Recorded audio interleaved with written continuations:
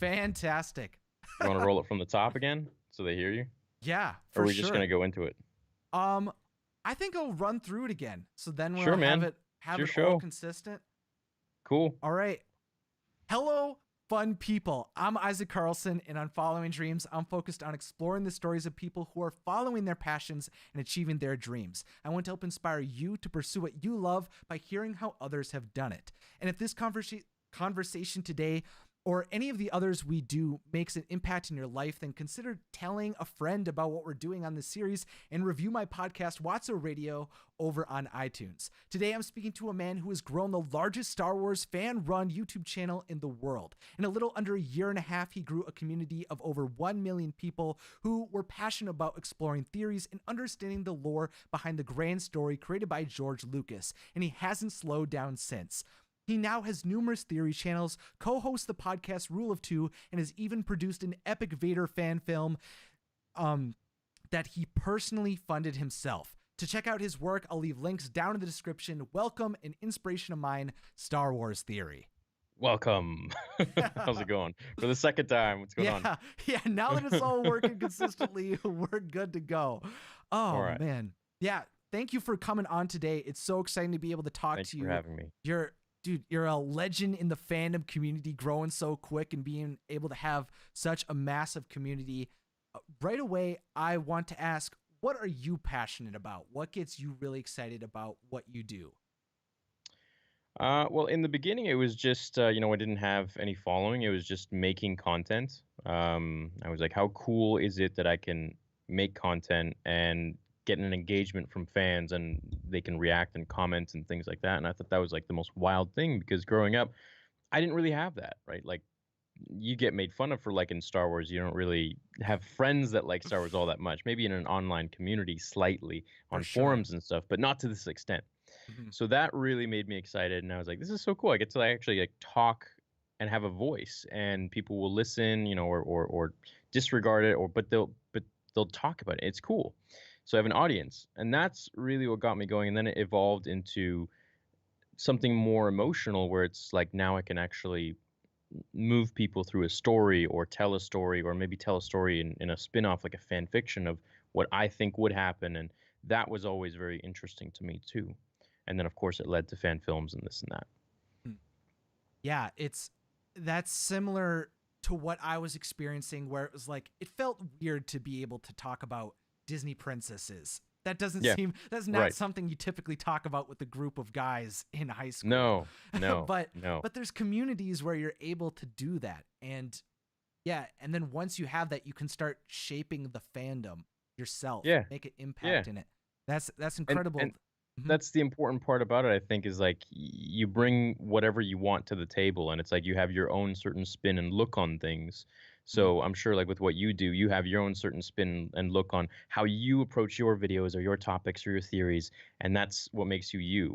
And Yeah. I like that. Everyone's got a different take. Hmm. Yeah, different perspectives on all of the characters and how like the lens that people look through. There's certain Yeah. people that love the dark side of stories and others that Yes. love the heroes and the happy endings and everything like that. Right. Yeah. Yeah.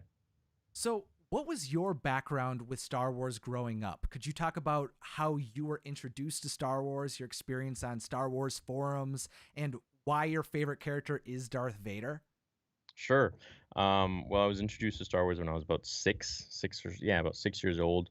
My dad, he he showed me the old VHS of the original trilogy, and I immediately was transfixed. I thought this was like the coolest thing, pretty much like any other kid did who liked Star Wars. It was in a different world, a different galaxy, and that's what I was drawn to that, and it was love at first sight. Totally understand. I remember watching Phantom Menace on VHS too, those Yeah, classics back in yeah. the day. So you had this love of Star Wars that began early into your life, but that wasn't something that was super prominent in your life necessarily, something that you didn't think could become a career. Could you talk about what it was like before you were Star Wars Theory? What was it like being a realtor before you became this big YouTube star? Oh man, I've pretty much had like every job there is, from like putting flyers on people's cars to, gym coupons and um, retail and just working at a computer store, like everything. My Hmm. first job that I ever wanted to do was to be a VFX artist for Lucasfilm, and then that evolved into wanting to work for NASA and build robotics and stuff. So you can always see like it was always like always wanted to go to this next realm, this next world kind of thing, and do like geeky science fiction stuff. And pretty much everything I did, I didn't really. I was passionate about it, but I was never as passionate as you never enjoy things as much as your hobbies, Hmm. right? So I feel like if everyone can turn their hobby into a career, then they're going to be really happy in life because no amount of work is really work.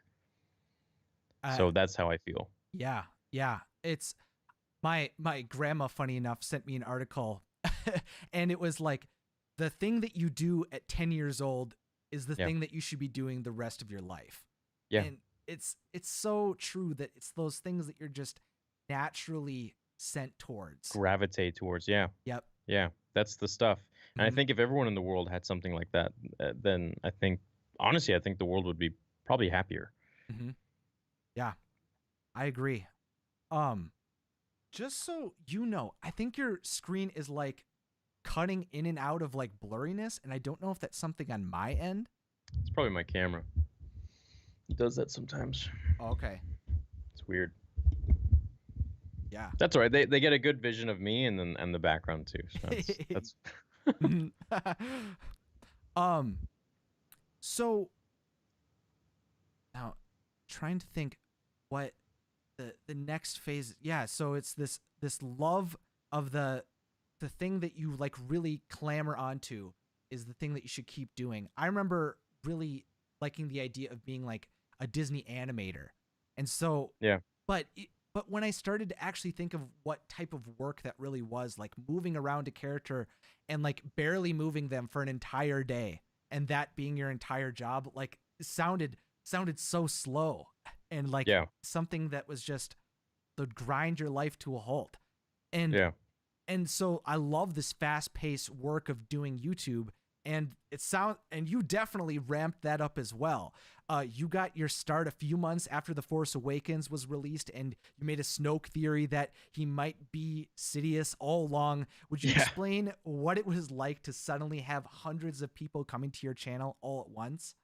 It was weird. I didn't really understand it because I actually made that video and then I forgot about it for 3 weeks. And I remember checking back on YouTube and I'm like, why do I have like 200 subscribers, 300? Like, where'd that come from? I'm like, oh, from my Star Wars video? No way.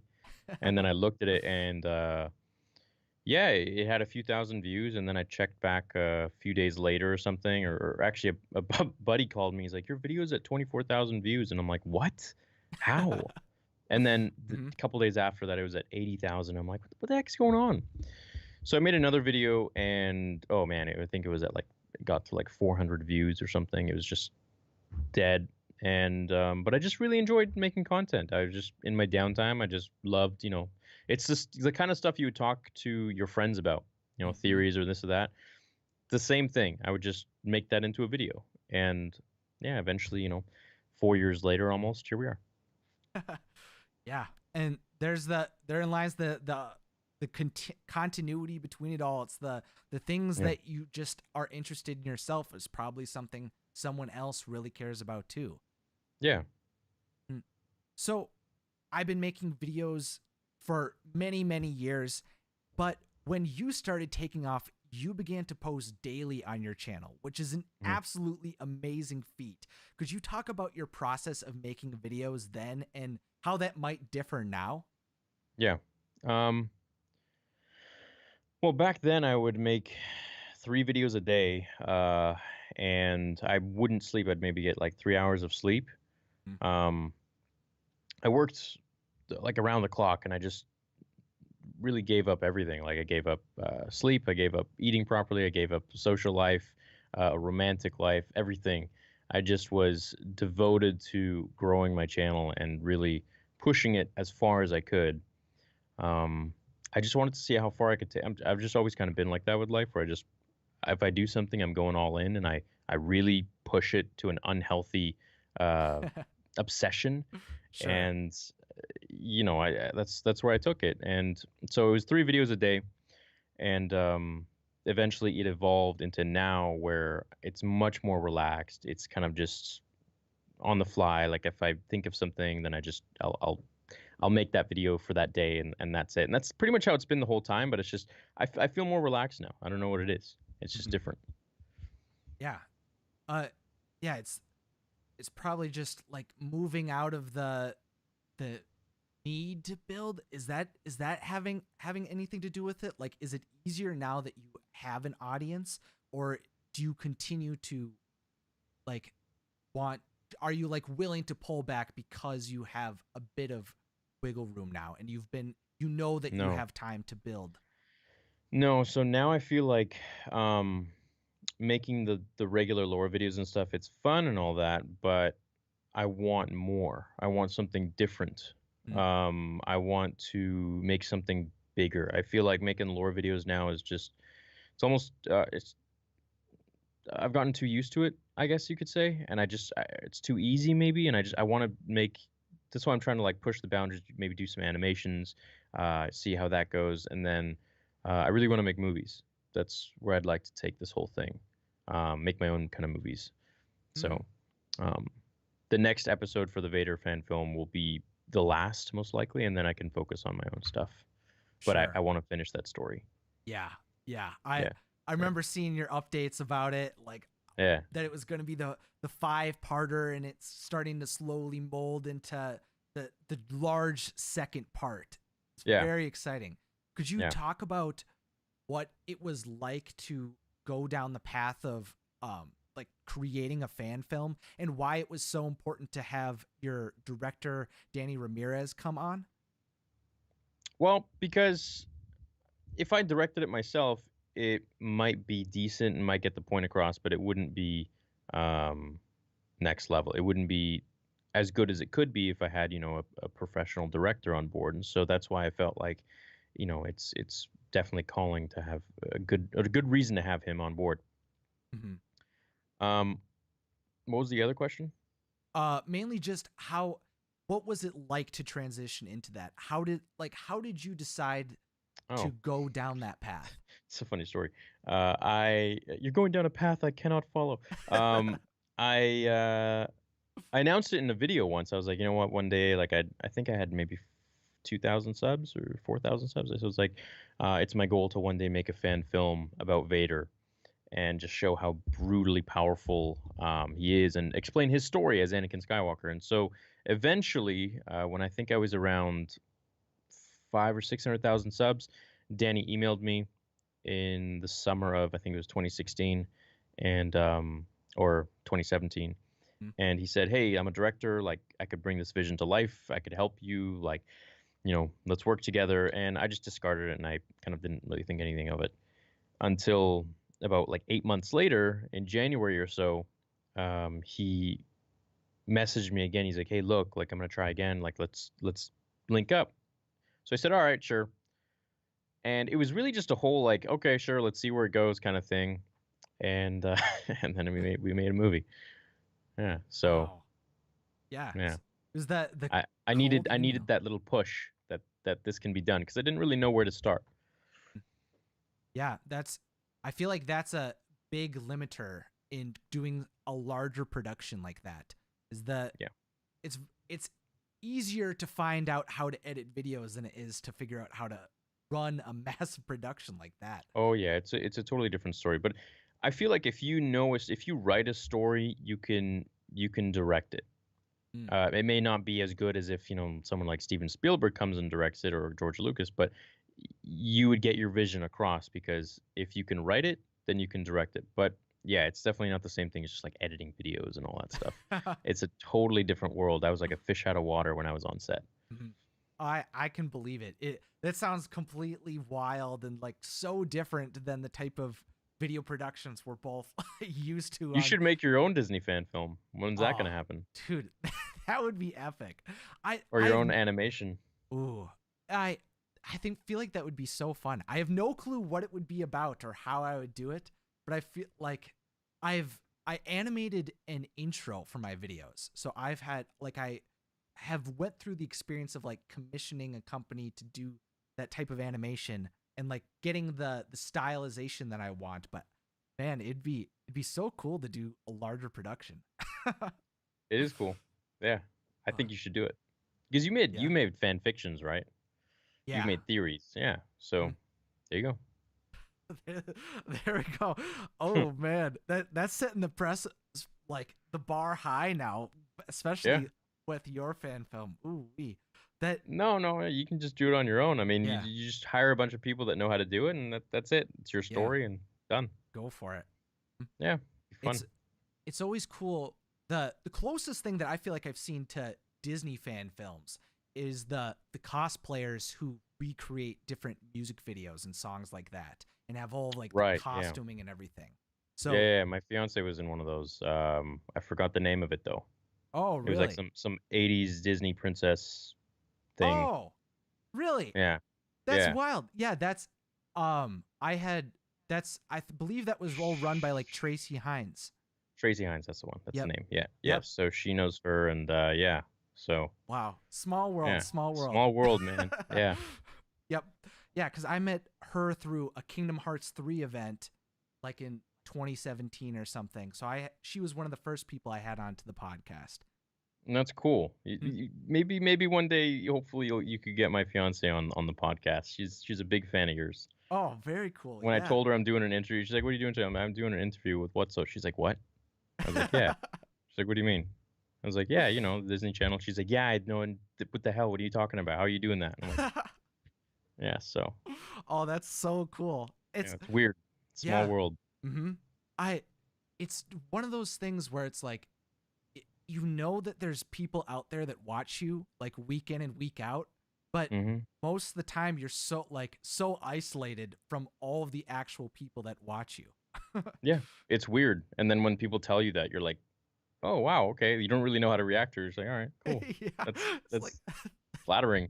yeah, thank you so much. Really Yeah. appreciate it. Yeah. Oh man. So one thing that I have to ask about is you've been making videos, had the massive ramp up, a lot of long hours, and at one point you talked about how you were hallucinating because you weren't sleeping. What Yeah. was it like when you saw a pirate ship come out of the wall, and what did you think about how you were going to deal with that in the days and weeks to come? Um, yeah, I knew at that point something wasn't right. But I legitimately saw it coming out of and I thought, something was actually, I don't know why it wasn't a spaceship or something, but it was like a pirate ship. It's weird. Hmm. Um, yeah, and I was freaking out because I was like, what the hell is that? And then I was like, and then it disappeared, and I was like, okay, geez. Um, but yeah, I mean, it was at the point where I was so run down with sleep that I'd be typing something, a story or whatever, fan fiction, and then I'd fall asleep and I'd wake up and the paragraph was done. Hmm. Like in my sleep, I had written. It was the most bizarre thing, and I still don't understand it to this day. But that would always happen, and I was just running on such little sleep because I was doing all these videos every day that my body would tap into REM sleep within a few seconds of just like nodding off in my chair, and it was just not healthy at all. So I definitely feel the repercussions of that today. I feel like my short-term memory loss is affected, but hey, all in the name of YouTube, right? Yeah, there's a lot of sacrifices along the way, but it Yeah. got you far. You know, it's that difficult balancing act that a lot of creators eventually go through. Well, yeah, that's the thing is I think a lot of YouTube creators they don't they see the grand enjoyment of being a YouTuber, such as maybe at your level, my level, and definitely at the levels beyond us, which are like the bigger guys. Um, but they don't realize how much work actually goes into this. They think, oh, you just make videos and that's it. Anyone can do that. It's like when people say that, I say, go ahead and do it. Try it. See how difficult this actually is. And I get to experience that now once again with my fiance because she's making her own channel called Disney Daily, where she's grinding every day trying to make views. And it reminds me of me when I was making my videos, because sometimes, you know how it is, especially when you started, I'm sure too, Mhm. unless you were extremely lucky, where you work 10, 11 hours on a video and it'll maybe get, like 100 views or 200 views and not much engagement. And it's disappointing because it's like you put all this time and energy into this and it's not the reach that you want. Yep. And so for me, I would always sometimes compare with other channels and this and that. And I'd be like, well, I feel like I'm doing this and this differently, or this and this better even, but Mm. yet they have such a farther reach and they get their story across and they get their voice across. So I just wanted a bigger voice. So I was like, okay, what can I do here? So I really pushed it to the next level and just gave up my health pretty much to kind of like get it there. Mhm. And I guess it worked. Yeah. It's definitely, I still feel like that, type of competitiveness and type of comparisons at times where it's these people talked about like the Easter eggs of like a Frozen movie. And it's like, Hmm. well, I went through like all of these like really in-depth deep dives about the Yeah. characters and their journeys, and Yeah. but like that video performed so much larger than mine. And it's like, should Yeah. I be doing those things even though they're not the thing I specifically want to be doing or It creating? Or almost makes you want to clickbait. Yeah, for sure. yeah, yeah. And I know what you mean. And I've fallen down that path myself. mhm, But at the end of the day, you always have to realize what you set out to do, and that's to tell a story and tell your side of things. And I find if you do that, you eventually build an audience who resonates with that, and they really appreciate your honesty and your sincerity in making your videos to the point where this audience now grows into a massive audience. And now it doesn't matter if you clickbait or don't clickbait because your sincerity is the thing that is now clickbaiting. It's without actually clickbaiting. It's the thing that draws people in, and they yeah. like that. So at the end of the day, if just be yourself. In the beginning, it's going to be more difficult, but I mean, you're already successful, so you found your stride. But for anyone else watching this that's starting their channel, just be yourself and do your thing, and see Mm. where it goes, and just work hard at it.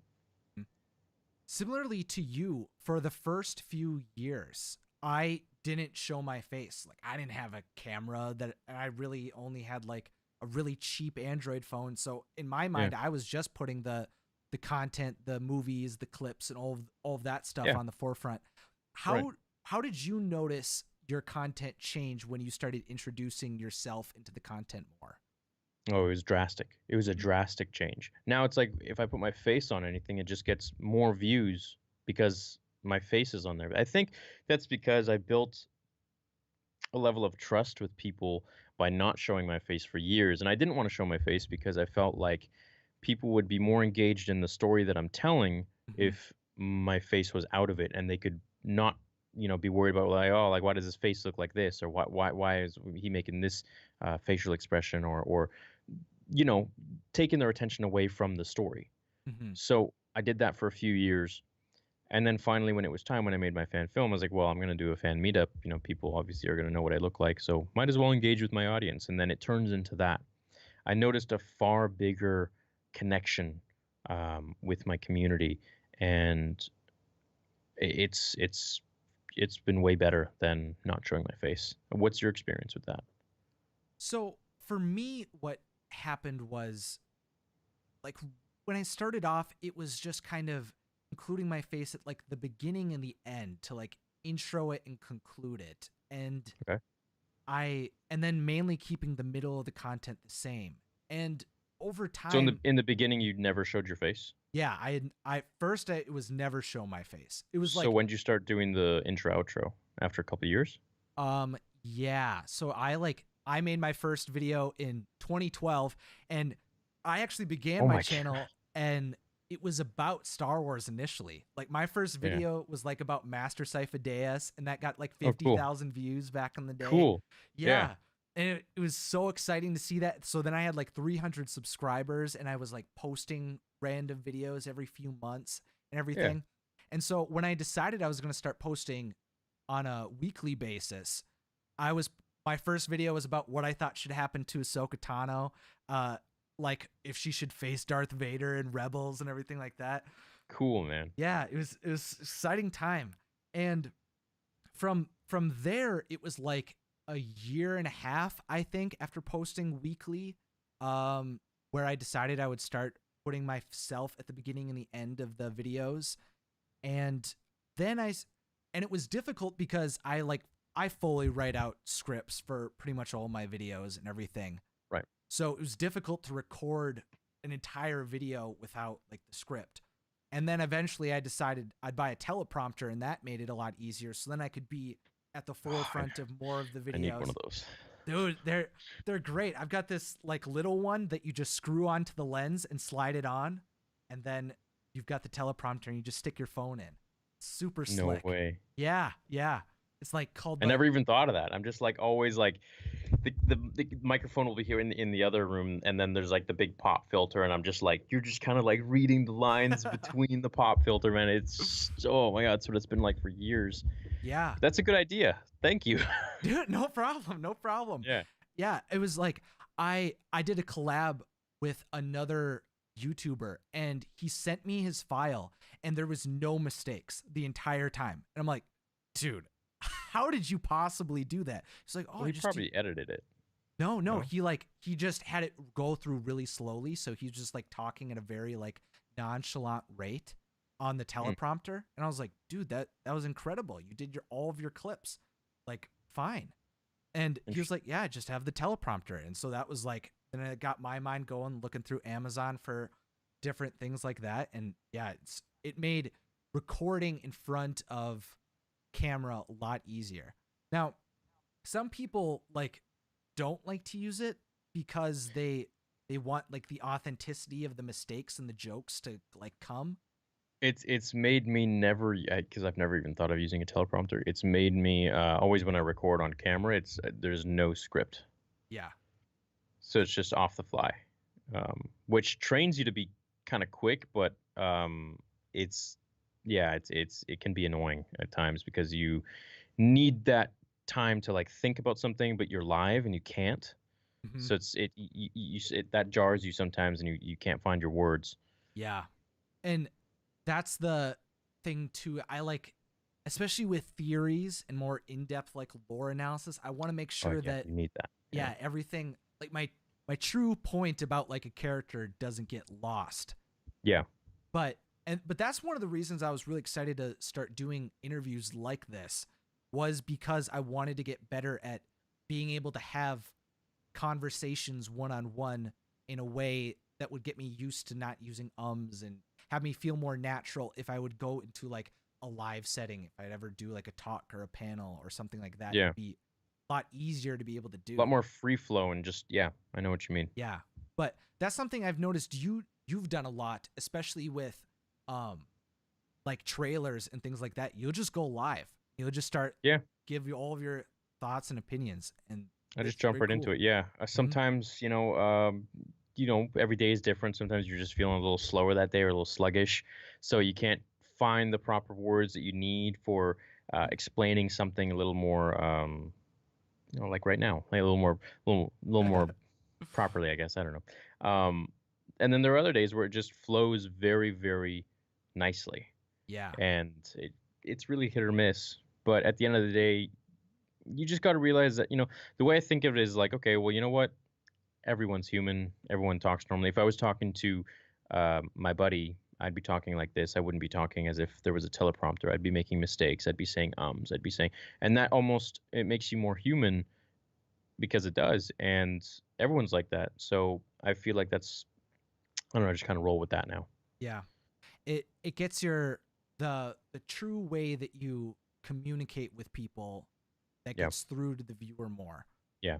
But like you said, if I'm trying to tell a story, like a fan fiction, I make sure it's scripted and it's very, edited. Yeah. Completely understand that. Yeah.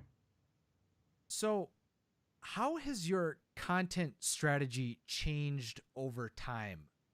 So it sounds like going into your channel, it was much more like theory and fan fiction based. How do you view when you make content now? What's your thought process with it? Honestly, it's really all the same. It's whatever I'm interested in, I cover. Hmm. Um, and then other things where I think others might be interested in as well. I try to research that, but for the most part, it's really just what I care about, which in turn is what everyone cares about. Normal, like usually, because I'm a Star Wars fan just like anyone else. So it's what I find cool is what the masses kind of find cool too. Yep. Yeah, it's going down those like deep paths that you'll find in Yeah, like the lore and everything that you just got to explore. yeah, Yeah. those are fun. Yeah, Yeah. uh, yeah, Completely. it's yeah, it's so like I bet you feel similarly as like when shows start like releasing tons of like new lore in like each episode and you're like slowly building. Like the Siege yeah, of man. Mandalore is just perfect for tons of content It around was it. the coolest. How come you Yeah. don't cover Star Wars stuff? You're a Disney Channel. I mean, they own Star Wars now. Yeah. So You like could. I definitely could. Is like it's one of those things where I've tried it here and there and it didn't like super resonate with my audience. Okay. So it kind of like fell to the wayside for a period of time. Like Right. I like it's always one of those things where like I've gotten to the consistency of only making 2 videos a week. So then it feels like the stakes are high in each video to make sure that like one like at least lands. So that Do you find your views are the same with that, with making 2 videos a week versus making 7 or more? see I've I've never went a full week of making videos. I did it once and Yeah.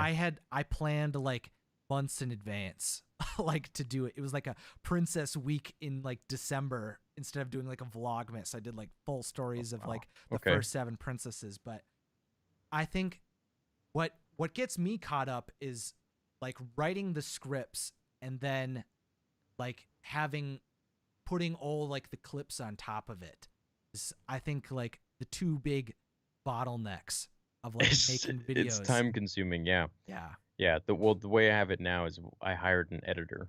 So that just frees up my time for the videos that I personally can't edit. It allows me to focus on my other channels, or it allows me to focus on other content, or just to have more of a normal life Sure. where I can sleep.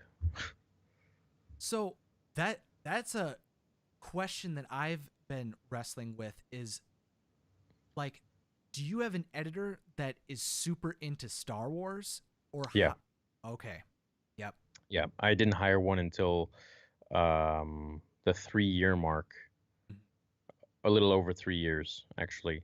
And I was hesitant because you have to know Star Wars. You have to have the same kind of vision that I do when I make my videos, when I tell my stories. Otherwise, it's just not going to resonate with the fans the way I want it to. Like, sure, it'll get a video out and whatever, but at the end of the day, we're content creators. We want it to resonate a certain resonation with our fans that we want it to, not just to get it out. So Sure. I had to make sure I found someone, and he was actually a viewer of the channel, and he has his own channel too, Oh. Star Wars Elseworlds. Yeah, so he would make his own videos and fan fictions, and a lot of them were very similar to mine. So I was like, dude, would you like to edit my videos? And so he's been my editor for like the last year, Very year and a cool. bit. Yeah. Uh-huh. Yeah. Uh that's the big limiter for even like pursuing the idea of searching for an editor was like one of the big things that I talked about recently was Tangled the series. And so, Hmm. like it's difficult to tell someone like, "Hey, make sure that you have a full understanding of the last 3 seasons of this show before you start editing this Yeah. video." So that Yeah. it's a difficult thing to try to like balance to look for. It's tough. I would just put a feeler out in your community tab and just be like, hey, like, is anyone good at editing? And you're gonna get a lot of people that think that they are, but they're not. But you eventually find that great editor who knows Disney too. Sure. Yeah. And that do they also edit other videos for your channel?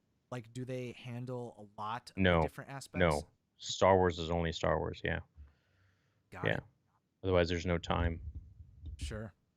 Yeah, you've got a lot to manage with everything that you're doing. Is like Yeah, it's so crazy to look at sometimes. I'm like, yeah, dude, he's building his theory empire over there. yeah. I know that one, and I I'm just having fun, man. Like I love creating content, So I probably spend too much time on my gaming channel, but it's honestly it's cool to just game with the community and have fun like that. But no, I'd say my Star Wars channel, my gaming channel, Cobra Kai theory, are my and Harry Potter theory are probably my top four that I really enjoy. Um, and then on the Harry Potter channel, I have help with my one of my best friends, Silas, who works on it with me, 50/50. So we cover cool content, and he really helps on that channel too. So I have more time to focus on the Star Wars channel, which I have an editor on, and then the gaming channel is open, you know. So that's how I have more time. Yeah, that makes sense. You're able to expand, do different projects, go Yeah. beyond. And the thing with animations and stuff like that is like you hire a team of people, you just tell them what you want, and I have a very intuitive team who knows Star Wars as well, and they get those animations out and they give their input, and it's great. You start getting these like-minded people that you find and these talented professionals, and they all come together and you make really cool stuff. Yeah. Yep.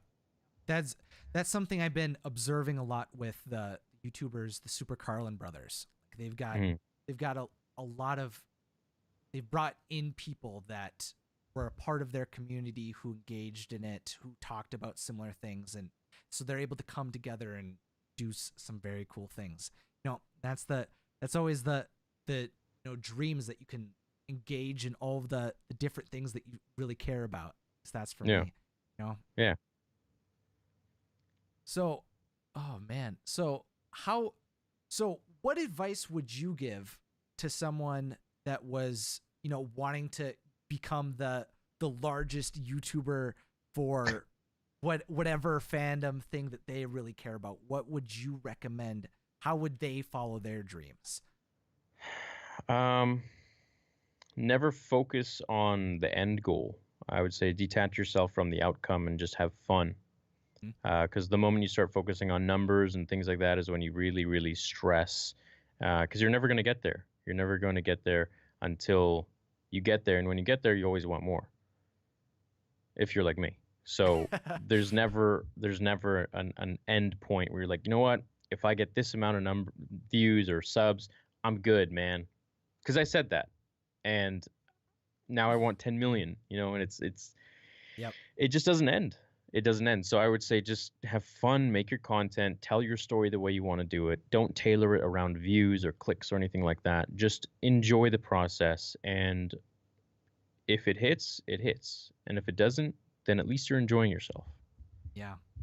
You're able to at least, put yourself in a position to succeed and you're having fun while you're doing it. Yeah, Mhm. exactly. And it's not a stressful thing anymore, right? The whole thing is supposed to be fun. Yeah, exactly. That So, as someone who really, loves Disney and the Disney parks, I'm also very curious to hear about Me too. what what did you how or how did you enjoy Star Wars Galaxy's Edge? What was your experience like going there and taking that all in? I thought it was really cool. I thought it was really interesting how when you're there, it doesn't really feel like they keep you submerged in this world where the actors, the people working there are, they don't say good morning, they don't say good night, they say rising suns, or they Mhm. say rising moons. um the food isn't named regular food, it's like named after Star Wars characters, Star Wars animals. Mm. um the water is called a hydration tube or something like that. I mean, everything is Uh-huh. just so Star Wars, and it's really cool. The thing I wish they would have done is I wish they would have taken different worlds, not just Batu, and I wish they would have put like Tatooine and Hoth and Coruscant and Mustafar and the Death Star and all these different places so we could visit those. And I think that would have been much more interesting. But what they have is great. It's a lot of fun. Mm. Yeah. Is it was crazy going from a world where just like Star Tours was the only Yeah. like ride out there that you could experience with Star Wars until like it expanded to a full land. It was Now I've got a wild to full go. world. Yeah. Yeah. Yep. hmm And then Marvel Land is coming, Yeah. Yep. which I'm excited for. Oh yeah. Yeah. I like my girlfriend and I definitely think are going to be going to Avengers Campus ASAP. She's a huge Yeah, Marvel man. fan. Uh-huh. It's gonna be cool. Yeah. Do you live in Cali? No, I live in Wisconsin. Oh, So, okay, so you're gonna visit. Yeah, so I'm in Canada, so it's like for mhm. me. But she's from California, so it's like she's always at Disneyland. Oh, okay. Always, always. Yeah. But Yeah. now she lives here, so it's like no Mhm. more. Yep. Now you have to travel like Yeah, I most know. people. Yeah. Oh, man. Dude. So you hmm. So un, just as like a content creator question, you've Yeah. got lots of different like types of content on your channel, like long form content, short form content.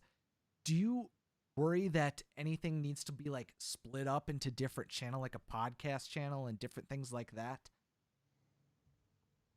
No, I just kind of throw everything on there and yeah, those people who want to watch it, they can watch it, and those who don't, okay. That's hmm fine too. There's just other content that I'll put out that they'll enjoy.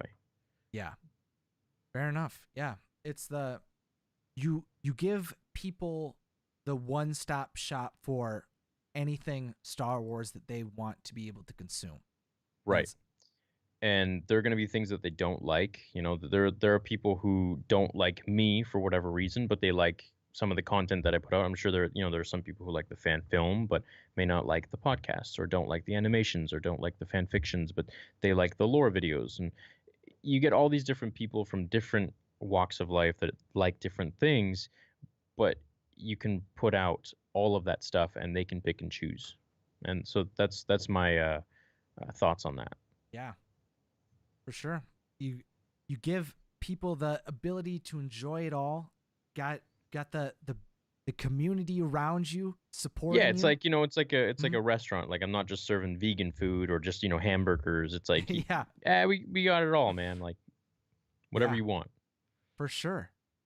So it's I think that's a great place to end. We've been able to talk about Sure. how you began and where you're planning to go in the future making films.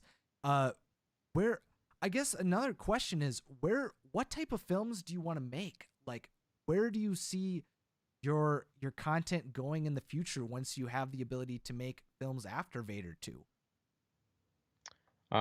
That's a good question. I started writing a book already on, it's only in the first like 10 pages, but I have Mm, a general outline for what I want. And it's basically just a fantasy kind of fictional novel, with characters and obviously every book has characters, every story has characters, but it would cover everything under the sun that I think is cool. So for me, it would be, magic. It would be heroism. It would be there would be villains. There'd be dark magic. There would be different species, different aliens. There'd be elves. There would mhm. be just literally anything you could think of from any movie that is cool, science fiction to westerns and all that stuff put into this one story, and that's where I want to take it. That's Mm, that's something I'd like to do, is to combine everything, mm. and put it in a world where it makes sense. Sure. Start creating your own universe My own to IP. Yeah, yep, to play around with. yeah, yeah. That'd be nice. Yeah. Absolutely. Sounds very exciting. And I look forward to seeing when that book comes out, being able to experience all of that. Be very Thanks, man. cool. hmm Thank you. For sure. So, thank you so much for coming onto the podcast theory. It's been an absolute pleasure to have you. Thanks for having me. I Mhm. really appreciate it. Had a fun time. I'm very glad to hear that. Uh, to all of you who are listening or watching, if you haven't already, make sure to subscribe to this podcast. And as I continue to share the stories of people who are following their passions and achieving their dreams, it would mean a lot if you shared this podcast with a friend and reviewed the show on iTunes. To all of you fun people who are out in the world, Thank you so much for watching or listening, and have a magical day.